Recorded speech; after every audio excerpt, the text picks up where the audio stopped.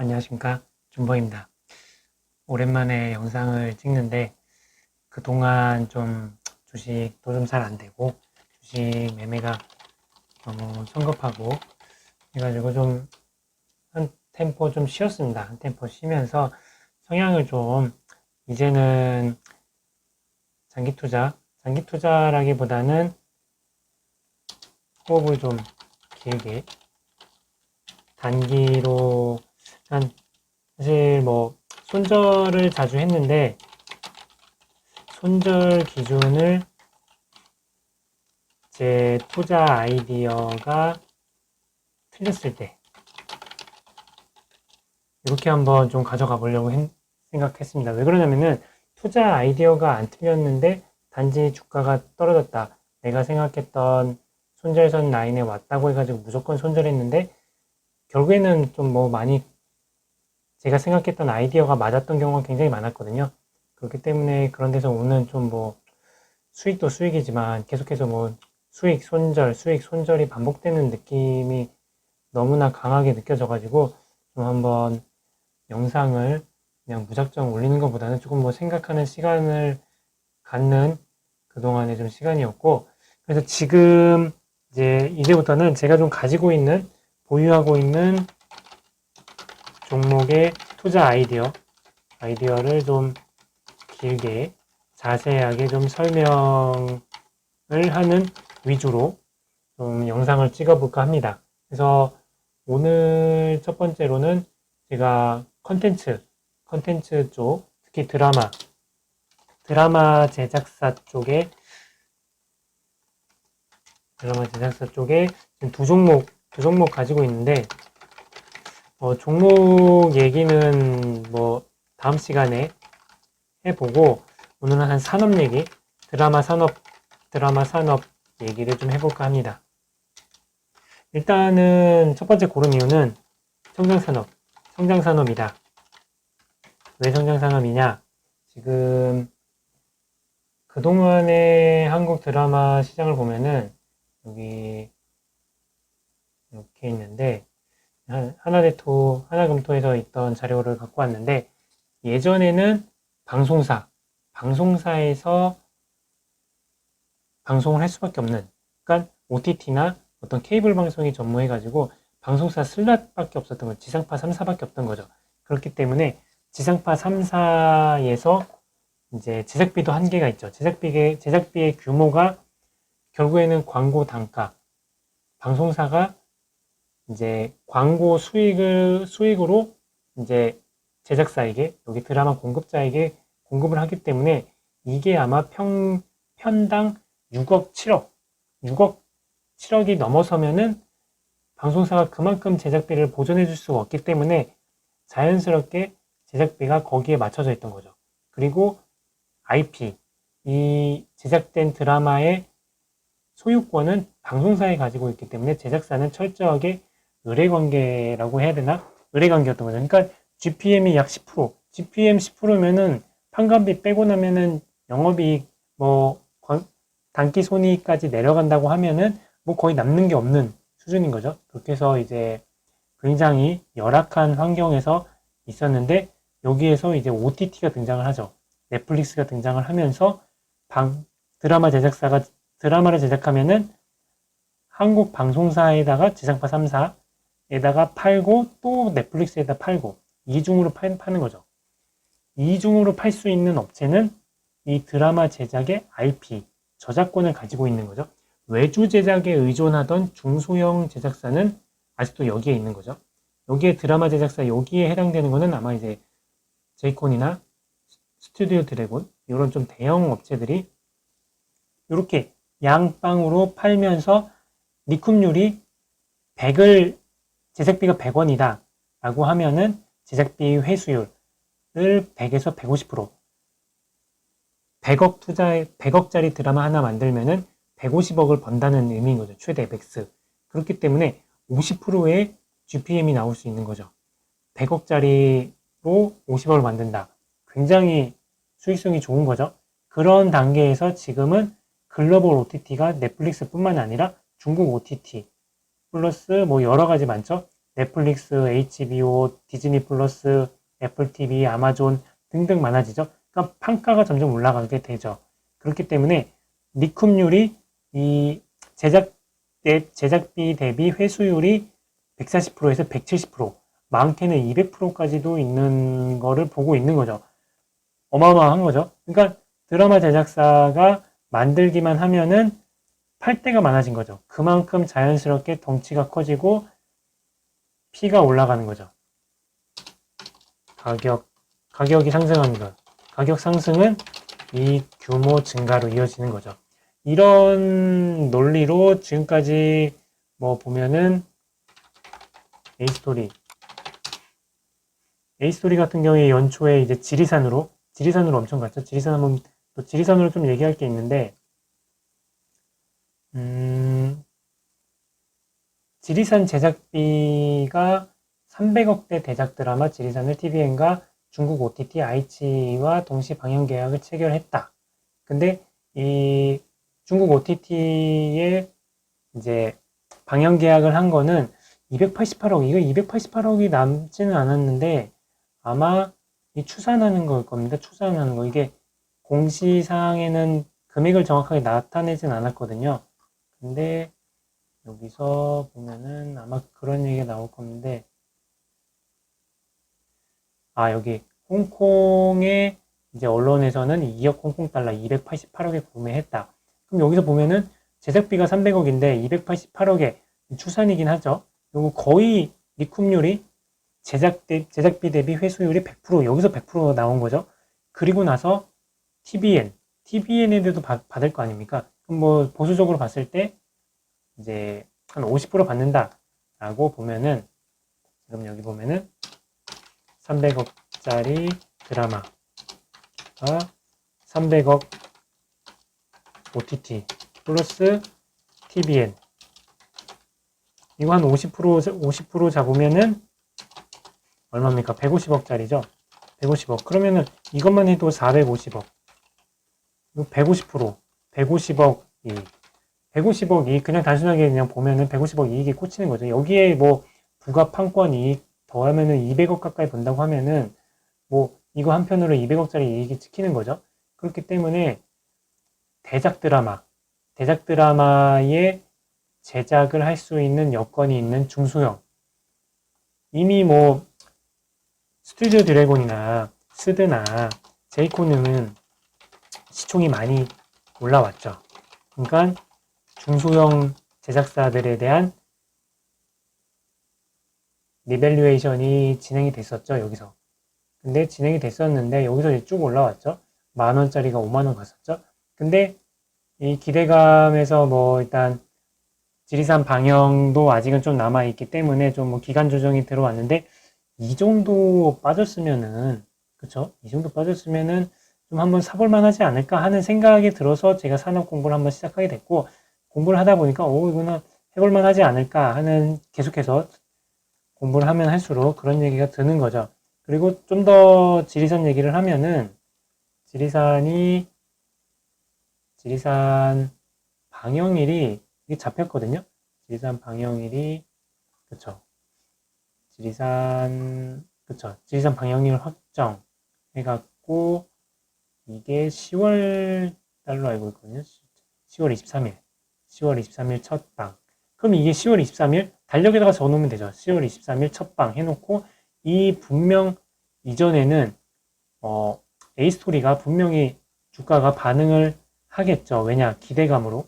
그렇기 때문에 지금 A스토리가 이 정도 가격대면은 충분히 좀 뭐 기다려볼 수 있지 않을까. 10월 달이면은 2달 정도 남지 않았습니까? 2달 동안 뭐, 저희 뭐 맨날 주구장창 올라와 있는 이런 거나, 또 뭐, 이런 거를 저도 예전에 했었죠. 하지만 결국에는 크게 한번 먹으려면은 여기서 이제 한 뭐 100%짜리 한번 먹어야죠.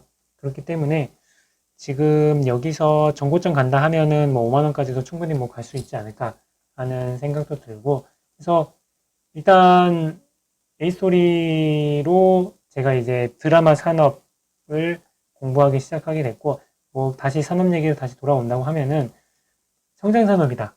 결국에는 성장 산업이고, 또 지금 보면은 OTT, 지금 디즈니 플러스가 언제죠? 11월 달에 상륙한다고 하죠. 지금 그것도 보면은 디즈니 플러스 11월 한국 상륙 공식화 해가지고 11월 중순에 한국 등 8개국에 진출한다 라고 되어 있죠. 이 얘기는 지금 디즈니 플러스가 계속해서 영화진흥위원회에 여기 이것도 좀 최근에 봤는데 이것도 같이 보면 되죠. 영상물 등급위원회 여기서 보면 여기 들어가서 보면은 계속해서 올리고 있어요. 올리고 있다는 등급물 심사를 통과한다는 얘기죠. 그만큼 이제 임박했다는 얘기고, 이게 왜 중요하냐면은 뭐 다 아시겠지만 지금 OTT 시장 규모 여기 뭐 구글에서만 찾아보더라도 계속해서 성장하고 있다는 걸 계속 뭐 충분히 확인할 수 있죠.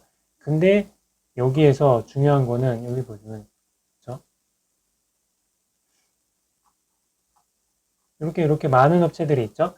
넷플릭스도 컨텐츠를 확보를 해야 되고, 디즈니가 지금 뭐 아무리 뭐 많은 뭐 컨텐츠를 확보했다고 하더라도 새로운 게 계속해서 나와야 돼요. 새로운 게 계속해서 나와야 되는데 뭐 계속해서 뭐 디즈니 제품, 디즈니 것만 할 수는 없잖아요. 다양한 연령층을 포섭해야 되기 때문에 다양한 걸 갖다가 넣어야 된다. 특히 동남아를 공략하기 위해서는 한국산, 그리고 한국 드라마가 지금 제가 좀 정리를 해봤는데 편당 지금 100억 하는 어떤 작품들이 굉장히 많은데 기껏해야 지리산 같은 경우에는 지금 16부작이지 않습니까? 16부작인데 아까 여기 보면은 300억이지 않습니까? 계산기 한번 두드려 보면 300억짜리 16부작 하면은 20억이 안 돼요. 20억이 안 돼요. 왕자의 게임 같은 경우에 지금 한번 볼까요? 왕자의 게임 제작비 뭐 편당 제작비 한번 써볼까요? 한 20억 넘지 않을까요? 20억으로 최종 배우 그쵸? 이게 보면은 가성비가 좋다는 얘기죠. 가성비가 한국 드라마에서 보기 힘들 정도로 제작비 20억 이상, 이것도 엄청나게 많은데 UK 120억이 들어간 거죠. 하지만 지금 뭐 왕자의 게임 편당 제작비 120억이죠. 20억 가지고 굉장히 글로벌하게 흥행을 하고 넷플릭스 시청자 수를 끌어모은다고 하는 거는 굉장한 큰 가성비죠. 그렇기 때문에 넷플릭스의 제작비, 동남아시아 제작비 중에 거의 절반 이상이 한국 콘텐츠에 쓰인다고 하고 있죠. 그런 걸 봤을 때는 뭐 계속해서 성장 산업이다라는 데는 이견을 제시할 수는 없죠. 단지 지금 제가 고민해야 될 거는 캐파. 대작 드라마 제작 역량. A스토리 같은 경우에 지리산 하고 있죠.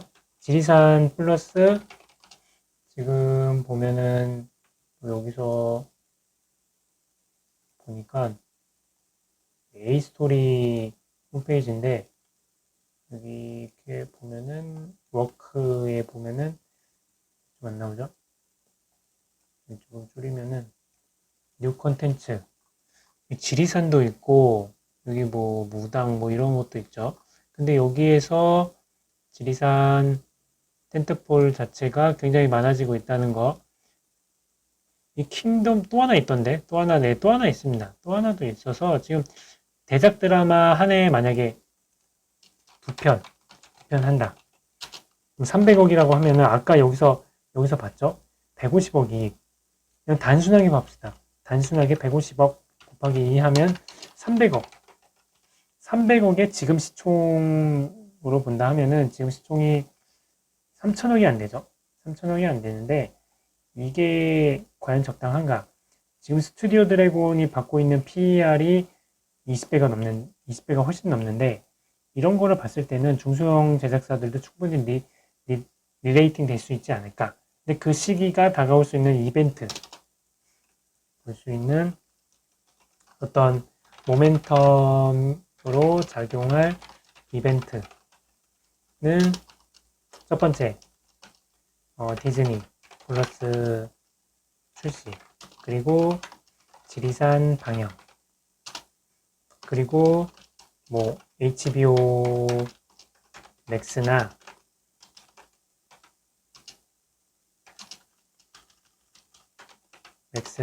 또 나온 게 애플 TV죠. 애플 TV도 계속 뭐 출시한다고 나오고 있죠. 그래서 뭐 다른 등등 글로벌 OTT의 한국 진출. 결국에는 요것들도 글로벌하게 지금 컨텐츠를 확보해야 되는데 한국산이 굉장히 지금 가성비가 좋다는 게 넷플릭스를 통해서 입증이 되고 있기 때문에 지금 한국산으로 계속해서 러브콜이 올 수밖에 없고 공급자 우위의 시장이 될 수밖에 없다. 이 그림이 굉장히 중요한 것 같아요. 결국에는 글로벌 OTT, 중국 OTT, 한국 방송사. 가장 지금 극명하게 나타나는 게 지금 여기 보면은 전자공시 시스템 한번 보면은 잠시만요. 사마 네트워크스가 최근에 연달아서 수주 공시를 했죠.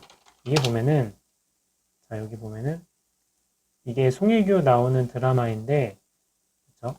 송혜교 나오는 지금 헤어지는 중입니다. 16부작인데 일단 코퍼스 코리아 일본 내 방송 콘텐츠 일본에 한번 팔고 일본 자 여기 일본 그리고 여기 보면은 여기야 스튜디오 S SBS 지상파죠.